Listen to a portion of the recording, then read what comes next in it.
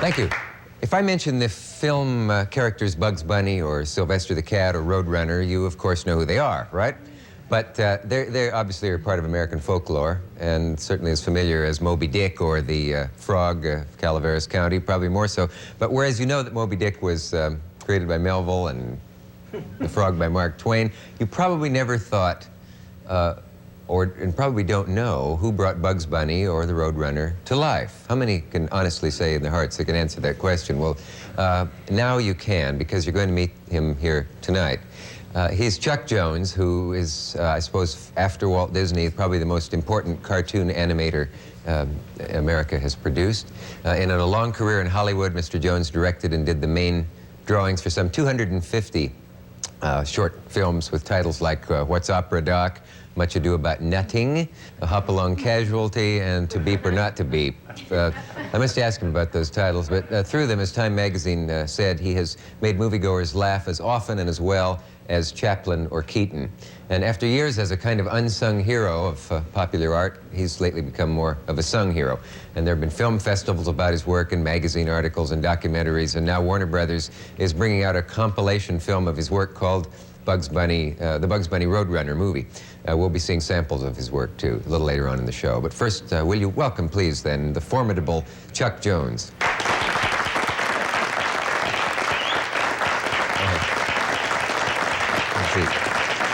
There you go. Mr. Jones, before I ask you to literally sketch anything, would you sketch in for me what sounds like a boy's dream in some ways of a childhood in Hollywood in the 20s? What you were able to see then, where you were able to hang out, and who was working in the movies? Well, when I was about 6 years old, and during the First World War, we lived on Sunset Boulevard across from Hollywood High School. My father had an orange grove there. That showed the kind of discernment he had. You know, everybody else was beginning to understand that movies had something to do with the world, and he had oranges. And, but it was about 2 blocks from the Chaplin studio, so we had the opportunity of going down there. And one of the reasons I have a snub nose is because I spent so much time with my nose pressed against the fence. And he was a man of I learned a great deal about timing by watching Chaplin work. And I remember Father came home one day and told us that he'd watched a scene that Chaplin had done, and he did it 132 times before he had it right. What? For 15 seconds on the screen. So that gives you respect for timing, and I never lost that. And most actors will admit that after the 4th take, you start to get worse, and you just can't do it. Well, I think the interesting 132 takes of a set. Do you remember exactly what the piece of business was? Yes, I do. It was, I don't have anything hooked to me, do I?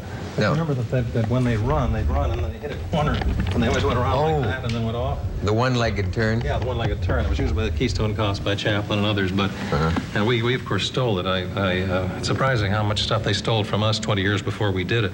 I call it retroactive plagiarism. Yeah. But no, but the difference here was that it was apparently he wanted to look like an icy piece of pavement. So not having any ice, he greased that thing, and so he'd have to hit and slip around. But in order to, but the interesting thing about it, he was a very compassionate person, Chaplin, and though he put himself through that kind of punishment, he would never put one of his actors through it.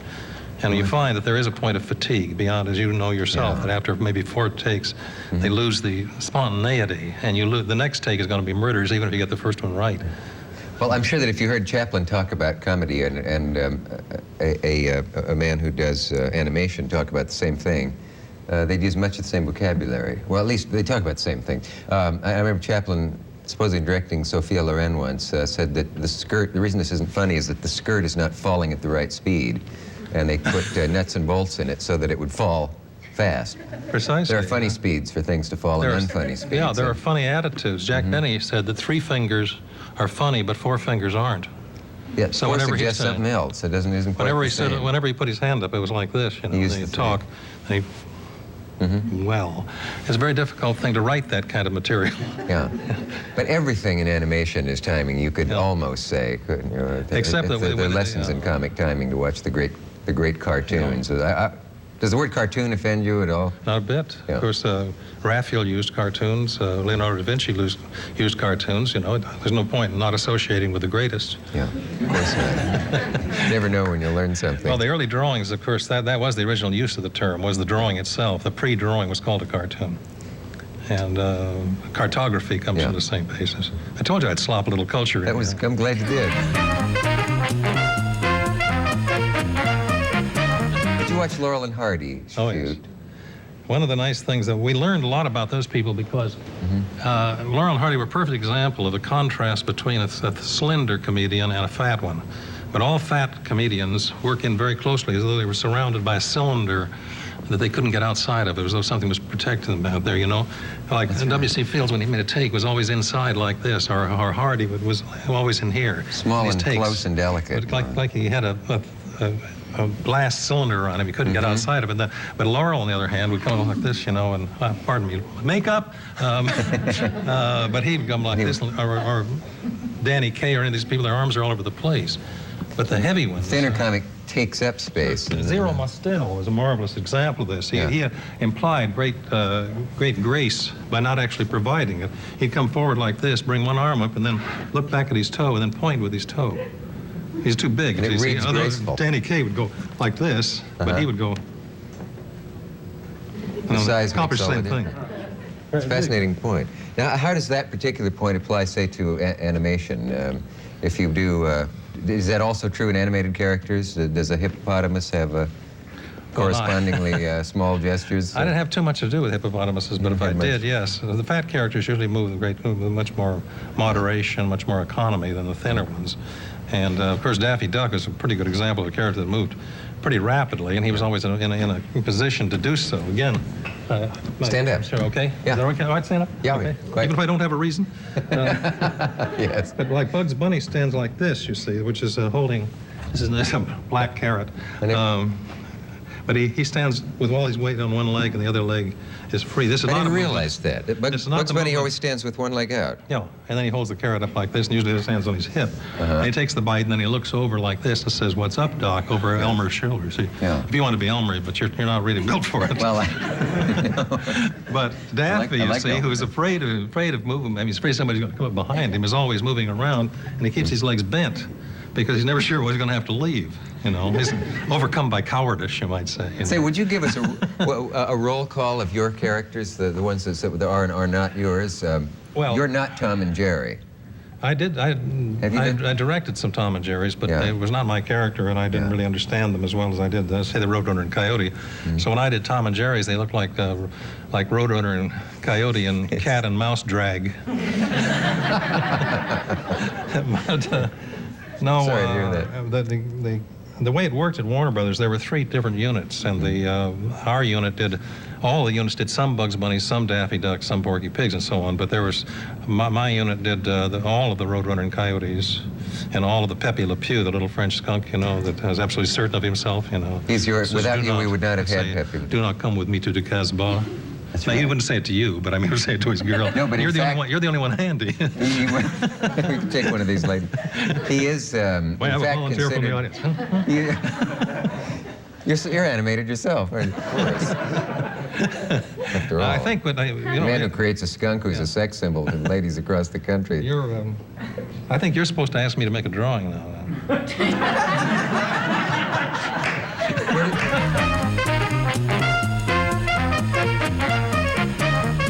I'm not used to drawing on gray paper, you understand? You have nothing traced on there. Or anything No, right? can't do that. Gee, we're actually going to see Roadrunner come to life and. See, I was supposed to rest my foot here on my, twist my trousers, lay this thing here. It's impossible. I can't do it. Oh, please. Have you ever illustrated your own trousers? Oh, never mind. Illustrated my own trousers. Oh, it's like a slip of the pen. Here he comes.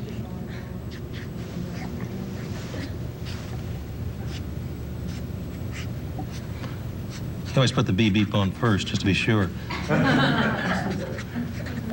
That's a Roadrunner head going very fast. You always begin with the head. How dumb a question is that? Oh, not at all. It's just a logical place to begin, because you put a tail up there, nobody quite knows what it is, you know. You have to be fast. You don't have to be good, but you have to be fast. Well, are you serious about you don't have to be good? Because if the picture flashes by that fast, nobody gets time to judge any individual drawing. Well, you know, they shouldn't, of course. Yeah. Would you call me Chuck so I can call you Dick? Sure. Okay. Because Mr. Dick that's the way they would be do. Mr. Dick, I thought those were a brand of shorts. Well, I didn't mean that. Isn't something missing from his anatomy here? He's a kind of a Oh, here we small are. ostrich, a small, very fast ostrich. Actually, he's a member of the cuckoo family. Did you ever have Really? any doubts whether it would be a roadrunner or any other fowl? Well, we thought one time, you know, Mike and I thought we were going to, Mike Maltese, was the writer who worked with me, and he pretty much had the idea for this. But we were talking about crazy chases, like aardvarks chasing wildebeests or stuff like that. Actually, we were trying to do a takeoff on chases, because everybody was chasing everybody, including all our stuff, you know. Yeah. Bugs are being chased by Elmer and so on. And I remember this guy who really exists. And I finally met a lady last week who is the world's leading authority on the real roadrunner. And she spent hours and hours of studying in the southwestern American desert. And it's the name of it is Geococcus californicus is the real name of it. I mean, you know, we call it hard Oedipus, and stuff like that. But that was what she called. Curiously enough, she says that the actual roadrunner really does stick to the roads, because there's no interference, you see, when they go along. So that, and also people throw garbage and stuff out, and that attracts flies, and these guys live on flies, so and insects. What did they do before So you they were see, runners? I invented the roadrunner in a true image. You really did? God and I got together, and I came up with this. But the mother of the You always give roadrunner. credit to your collaborators. Yes. Okay. Well, there he is. The roadrunner is male, of course. Well, he is every place but in France, and they call him Mimi over there, M-I-M-I, because the sound is really about Mimi, like that. Mimi. Mimi, and you can read it as, I write it as beep beep, but in France they actually call the character M-I-M-I, and I suppose it's because the French can't understand anybody, can't picture anybody chasing anybody for any reason but love. Over here we think of food, you know, and it shows the difference between Americans and French. It's very revealing. What we're equipped to do now is to segue almost immediately into some excerpts of some of Roadrunner and Coyotes. What are you writing there? Right, just addressing it to you. Oh, that's very nice. And you can tear that part off. And Say, that reminds me, before we go into the tape, that's what it looks like anyway. Just wanted to say. about that. It's if great to anybody see else him come to wants life, right? It shows better on the screen than it does here. I've never drawn on gray paper before. But Let's take a look at this sample of your work, and then we can talk some more about it. Roll that, if you will, and we'll see our old friend animated and lively as ever. Here he comes.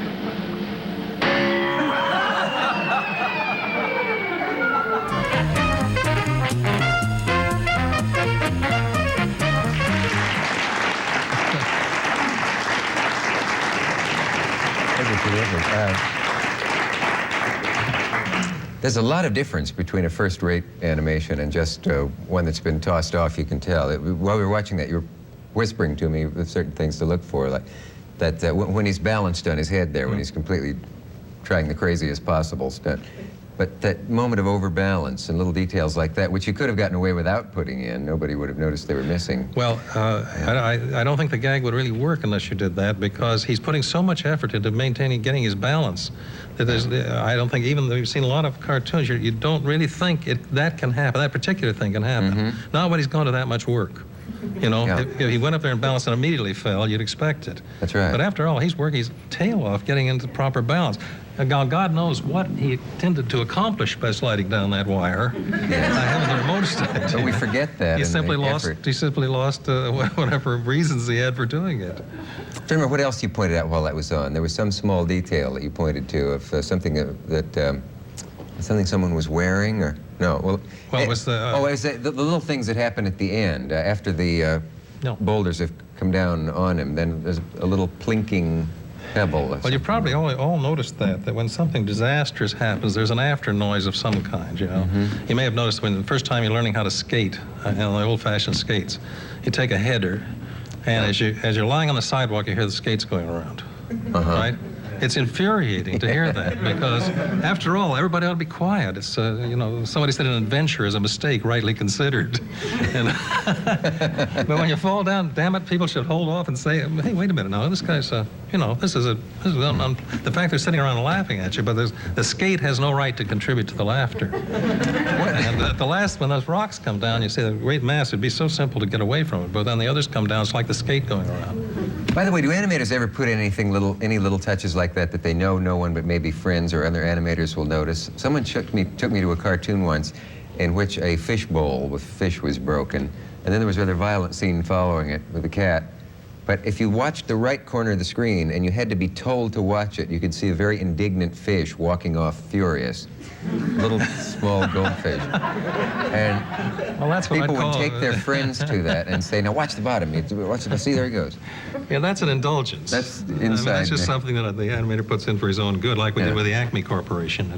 For years, nobody knew anything about why the Acme Corporation was there, and I didn't for sure.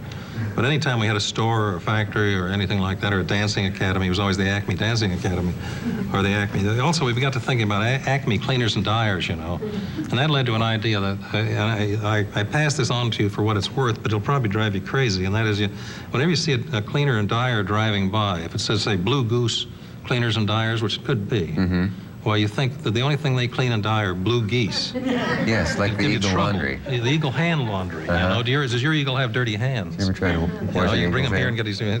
Nobody wants to have an eagle with dirty hands. Certainly I do. Well, it'll drive you crazy. I mean, say, who's the idiot at Warner Brothers who destroyed about 4 million drawings, and why? It's a horrible thing. It's not. Yeah. I suppose not the same as the burning of the library at Alexandria, but... Oh, yes. No, it was worse than that. It was? Yeah, well, far worse. Well, I wasn't there, and I really didn't realize the dimension. Well, I was at both events, so I know. Tell what actually happened. It's terrible. It was quite a bit after we left, and it wasn't the Warner Brothers. They probably would have done it if they thought about it.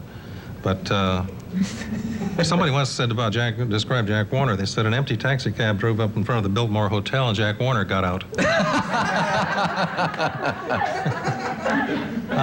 But leaving that aside... No, this is Warner Brothers has changed hands several times, so this is like Warner cousins now, or second cousins. The present management Warner is very siblings. good. We have some people there who really like cartoons for a change. Yeah. But they sold it to somebody and then somebody else. I think the second somebody else one time looked at this room, this building, that where all these drawings and celluloids representing, well, you can say 30 cartoons a year of 5,000 drawings each, times 30 years, 30 cartoons a year. I don't even, it's well over 1 million, maybe 5 million drawings and celluloids and stuff like that. And they thought, but they needed some place to store the records for the publicity department, so they took this stuff out in bulldozers and dumped it in the incinerator and burned them all up. Oh. And it's far too big a crime to I can't even think about it, because I think of all those drawings and how much pleasure it would have been for people to have them. Anybody, just pass them out on the street corner. Yeah. Because the people, I mean, it's terribly endearing to somebody that's been in animation for all these years, and see how much this a drawing means to them. To have Roadrunner on to your make wall, a or Bugs drawing Bunny and or have whatever. somebody, God, I mean, I've been so lucky to spend all my life doing things that I've enjoyed doing. Sent them to hospitals. And how lucky can you get? They were also, if you could put a monetary value on them, and there were millions of them, Yeah. so maybe that Well, would make the hard that's- heart bleed of the person who did it. Yeah. Do we know who that was, so we can keep from No, striking again? but I tell you who does know, though, and that is the Greeks had three ladies named the Furies. Yeah. And they were real neat, you know. They had all kinds of things, and fingernails, you know, and pointy teeth and everything like that. And they took care of crimes unpunishable on Earth. You may remember them. So you could get away with anything on Earth. So the more you got away with, the more those ladies were going to be there to meet you when you left. You know, open the portal and you walk out, and here they are, you know. They're 19 feet tall, stark naked, and covered with razor blades. Yes. 19 feet tall is enough. And it doesn't stop, you see. It goes on forever. So this man is going to fall in the hands of one or more of the Furies. Let's say it's a person. I have a feeling it was a lady. A woman did that? Well, on second thought. A person did that. Well, it is a sad thing to know. Right? At any rate, it was unfortunate, to say the least. And I wasn't going to say anything. I'm sorry to say we're out of time. There may be just time for you to say why it is that animators can't draw fleas. Who said they couldn't? I heard somebody said that the fleas are the hardest thing to draw because of the way no. I made Perfect Cricket, and I made a film once about the strongest flea in the world called the Mighty Angelo. And he went away to spend his vacation on a nice, quiet dog in the country. And his adventures on that. But he was a marvelous flea. Yeah. Maybe it's that they can't draw flies. I have. There you are. I knew we'd end on that kind of a note. Chuck, thank you for being here. It's a great pleasure, Chuck Jensen. It's a great honor to be here. I'm glad that your fine contribution is being recognized even more as time passes. Well, there are a lot of people that I found that the best substitute for talent is to surround yourself with talent, and I've always done that. And I'm glad to have accomplished it again today. Very nicely said. Thank you. We'll see you tomorrow night.